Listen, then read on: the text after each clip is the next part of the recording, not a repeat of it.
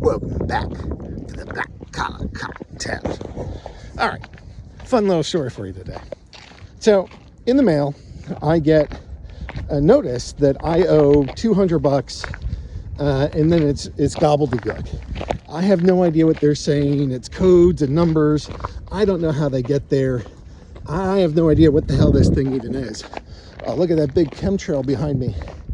And if you don't know what a chemtrail is, go look up James O'Keefe Media, where they were finding out that BlackRock is a group that's responsible for those.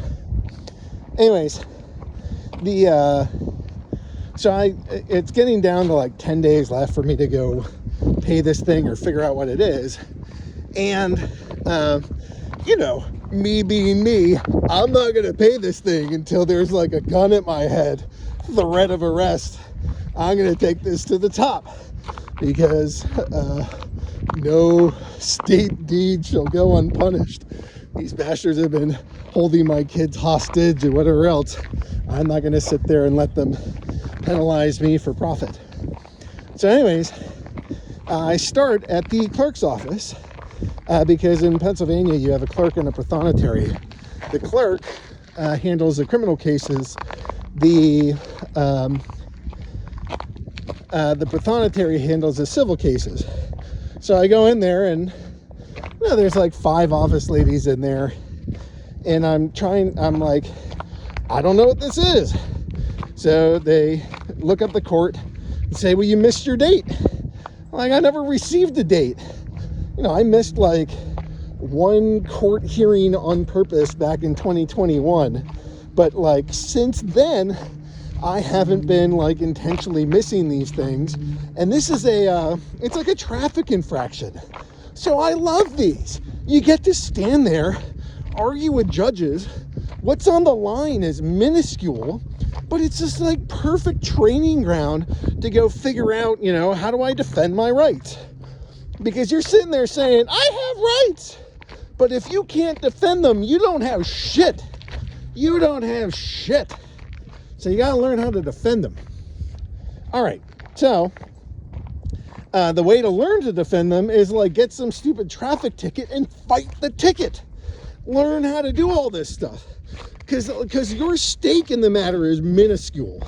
What? They like, in this case, I missed my appeal. I had to pay $40 for the appeal, and I had to allegedly owe $200 for like administrative costs of losing.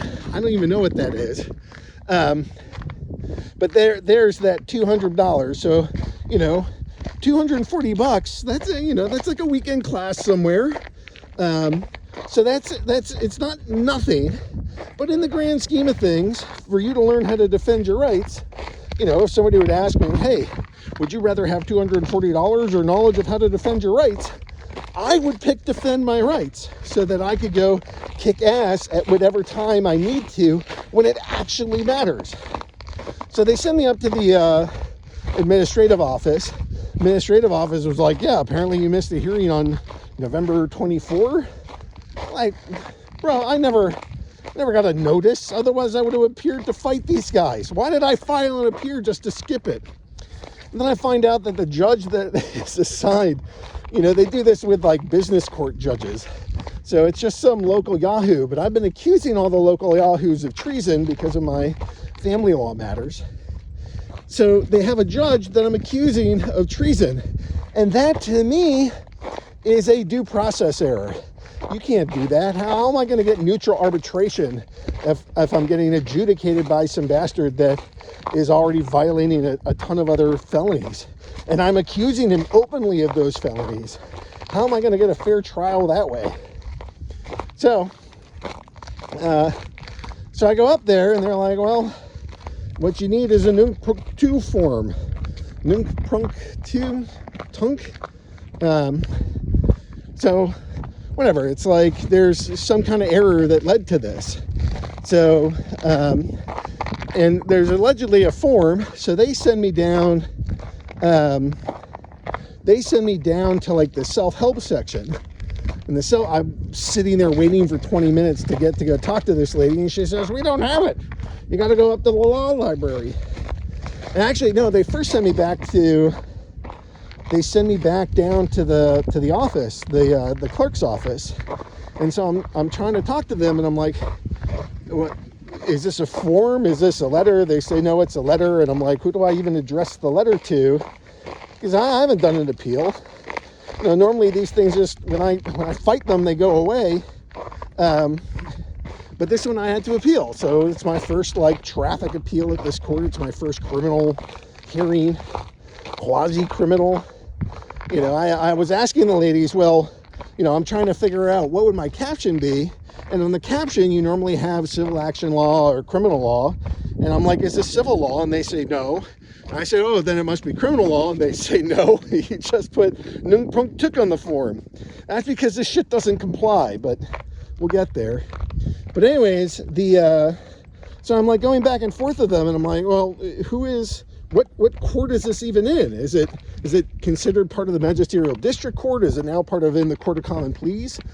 And they start being like, sir, we can't answer your questions. This is all legal advice. I'm like, no, it's not fucking legal advice. Legal advice is when you start getting into like the specifics of the case. You know, the guy said I ran a stoplight and I didn't. It was 3:30 in the afternoon, and I think it's violating this law. Okay, that's legal advice. But like, hey, how am I supposed to caption the letter is not legal advice. You know, what court is this even going to is not legal advice. So they're like, this blonde clerk wearing glasses gets spicy. The rest of the gals that were sort of talking with me like stopped talking when she got like a little pissy. So I'm like, fine. And they say, go down to the self-help group. So that's when I go down to the self-help group. I wait 20 minutes, get a turn, and they're like, we don't have anything like that. Go up to the law library.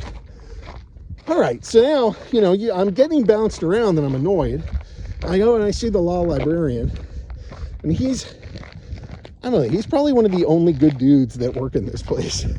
Maybe that's a little harsh, but I guess I should just say I have no intention of suing this man. So anyways, he goes and he pulls it out. It's like, it's kind of like a stack of files, and it's like one of the off-the-shelf, ready-to-go, pre-printed forms that he just keeps right at the librarian's desk. You know, he has got his own back office. He doesn't even have it in the office. He has it in the front desk, which just tells me how ordinary this thing is. So I get it, and I look, and I'm like, okay, this is what I thought it might be, but this was the exact kind of confirmation I wanted. You know, it's got a standard caption up at the top. It says, you know, in the court of common pleas. Sorry, this is icy. I'm gonna die. Okay, so this is it says court of common pleas, place for defendant, place for plaintiff, place for like docket number. No, exactly what I'd expect, but now seeing the form, it's easier to recognize and know. You know, when the ladies are telling me, just write no prunk at the top. You know, that's wrong. So anyways, I get the form, and I get an extra copy of the form, and then I decide, oh, you know, I got this extra copy because I didn't like my experience of wandering around the courthouse. So I go downstairs, and the blonde lady is out there, and I'm like, here, I made a copy of the form so you guys could have it here, so if somebody asks you, you can go spread it around. And she says, we can't do that, we can't give legal advice. I'm like, this isn't legal advice. You know, and she says, I can't take it. She's literally screaming at me from across the room. And it's the same blonde. And I'm like muttering under my breath as I leave. I leave it on the table. She takes it. I don't know what she does with it. She probably rips it in half or whatever. But, you know, they should have this form. It's the stupidest form. It's just like, hey, I didn't get copies of the documents, or I didn't receive service. You know, it's it's like a pre-printed form of suggestions of what this thing ought to be. And it's just meant to aid everybody. It aids the entire courthouse to have this, so that, you know, pro se litigants have something to work on. It's not complete gibberish when it goes to the judge. The judge is like, it's in some form that's readable to him, so it saves them time. So that's why they do this shit, presumably. You know, I know nobody likes helping the pro se litigants, but it also saves the court time. So it's this balance of like, here's this really benign form that just says, you know, I never got this, and captions it correctly and gives it a Latin term for it. And she's like screaming at me, we can't do it. And I'm telling her like, hey, you sent me downstairs, they sent me upstairs. Well, if you sent me upstairs, they sent me back to you. You sent me downstairs, and I had to go to the library. You know, I shouldn't have to go 4 places for this dumb form. You should just have it here, ready to go. And if somebody like, I didn't get that, I missed the hearing, it should be like, well, pay us 50 cents, and here's your copy. But she's entirely rude about it. So I leave, and I go to Lancaster Central Market, this old, like, fantastic market. If you're ever in Lancaster, Lancaster. If you're ever in Lancaster, you have to go. And there's all these little shops. I'm standing there for 30 minutes, getting some black tea. Big storm coming. Every single lady has freaking 10 little quarter ounces of spice they need to purchase. I get this black tea. It's Scottish breakfast, and it caffeinates the hell out of me, helps me focus. It's basically methamphetamines to me, but it has no after effects. I don't get headaches after I drink it. I don't get headaches after I stop drinking it. It's this like amazing caffeine source. So when it's time to get busy with the legal docs, you know, I'll bake that into my plan. So I'm sitting there getting angrier as I'm like waiting for the tea, go back to the courthouse, go to the clerk's office to find out who this woman is. And lo and behold, it's not one of the office gals. She's the fucking clerk. She's the clerk. The rude, cross the room shouting, unhelpful, that's legal advice shouting woman is the freaking clerk of the court. Oh, and that just brings me joy. I like suing court personnel. You know, I didn't like doing that prior to my divorce. I never thought about doing that prior to my divorce. Never even crossed my mind. But now that these guys violate my rights left and right, I think about how can I sue them? What opportunity are you going to lend to me so that I can press my rights and defend my rights? And, you know, my first part goes, well, I should write like a professional complaint. As far as I know, she's an employee of the county. So the Lancaster County is who actually employs the clerk of the courts. And, you know, the judges are part of the unified judicial system. The clerks are part of the county. And they represent the county. So now I kind of had this funky little thing where it's a unified judge because it has the judge that handled it. And it's one of the guys that I'm accusing of treason. It's got this county gal. So that seems like leverage against the county. And then she's rude, but makes me think, like, she wouldn't have recognized me, but is it possible that they knew my name and didn't send me this? I don't know. Seems plausible to me. I'm now at the point where I sue first, or criminally complain first, and ask questions later. So here's another round of criminal complaints. Thus far, I haven't really touched the clerk of court, but now I get to. So it's going to have some combination of professional complaint, criminal complaint, and then it got me thinking about this ticket. And this is sort of burying the lead. Sorry if you had to wait 14 minutes to get to the good part. But so when they write you a ticket and they say you have to pay us, you know, and they give you an order to pay, in order to pay takes your property. You know, you have to give over property to do that. And if they're taking property, the 14th Amendment says you can't take life, liberty, or property without due process of law. Okay, well, due process of law means that if they are going to, this goes back to the Mathews Balancing Test, that if they're going to abridge one of your fundamental rights, and you've had the right to acquire, possess, and protect property since 1795. That was a Pennsylvania, it was a case, federal case that came out of Pennsylvania. So if they're going to abridge your right to acquire, possess, and protect property, which is a fundamental right, they have to apply strict scrutiny. And strict scrutiny means the very first part of strict scrutiny is that to effectuate this abridgment, they need to have a compelling state interest. So, when I ran a stop line, I guess it was a stop sign, and it's arguable whether I ran it or not. I was on a motorcycle, and I definitely slowed down a lot. Whether or not I came to a complete stop, I don't know.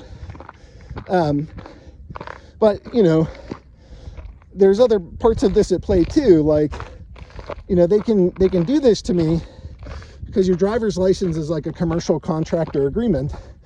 And the reason why it's not really like civil or criminal is that the whole thing is contractual.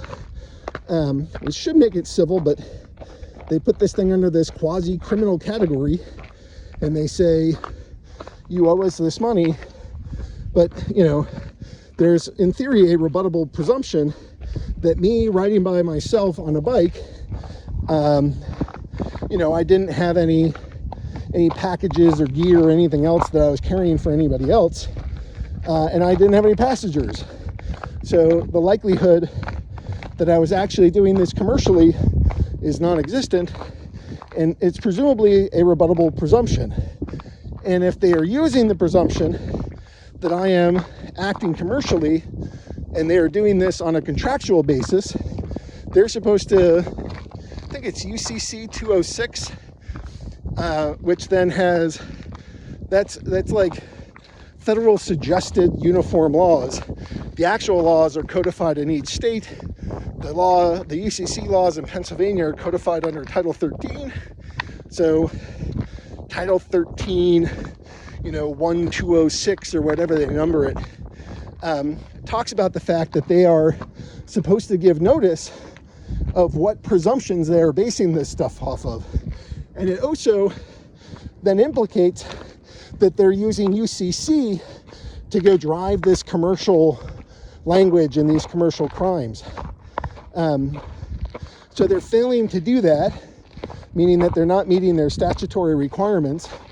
They are depriving me of my inalienable or unalienable right to my fundamental liberties. And then if they're going to abridge them, they require a Mathews Balancing Test. And if they do that, they'll see that when they require my property or plan to seize my property, that incurs the 14th Amendment, because they are depriving me of life, liberty, or property, meaning that they have to have real due process in there. Real due process is part of federal case law, and it says, bro, you got to put in this Mathews Balancing Test. They have to see what kind of right they're abridging. They find out it's a property right, which means it's a fundamental right, which means you have to use strict scrutiny, which means you have to have a compelling state interest. And there's no compelling state interest. You know, nobody was harmed. This is a victimless crime. The whole thing is basically a taxation and commercial scheme. They are hoodwinking state citizens into getting, you know, their slave driver's license. You know, most of us aren't driving Lyft or Uber. So if you are, you need it. And arguably you only need it if you're doing interstate, because you should have the the freedom to do that intrastate without requiring a license. And there's no compelling state interest. So all of this is to say, they are depriving me of rights, which falls under 18 USC 242. And there's more of them than one. That makes it a conspiracy. And, you know, the judge that's in there and doing this, you know, putting in any kind of motion in my case, even if I failed to appear, that's a due process violation, because that's not neutral arbitration. So that's a 1983 violation. So the whole thing is buggered. Whole thing is buggered. So that's a long answer for a question nobody asked me. Nobody's going to hear this. But this is what we do. This is how we fight. You got to go through all the constitutional reasons, all the things they're doing wrong, find out, and then you fight back against the back.